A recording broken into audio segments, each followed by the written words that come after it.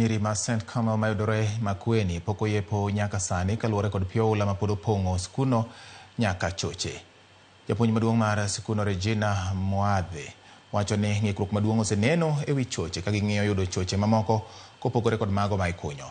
Omedo ni gimedo kaso chenro mar ikruok ne yepo juma manyien mondo jopuonjre maromo 253 masomo e sikundno odogi sikul. Kamachielo sikund primar ma St. Patrick's Kawese e gwengego bende osemana rwako jopuonjre 39 ka moko pok kata pod ok nyal chopo e sikundego kaluore kod chal marach mar apaya.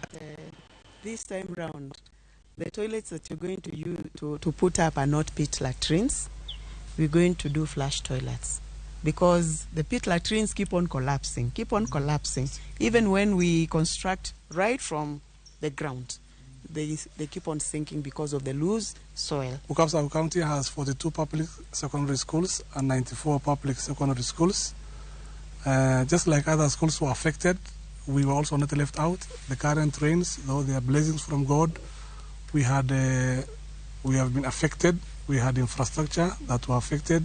One of the schools that is most affected is this, Mount Carmel Girls, with a population of 253 girls who are all affected because the toilets sank.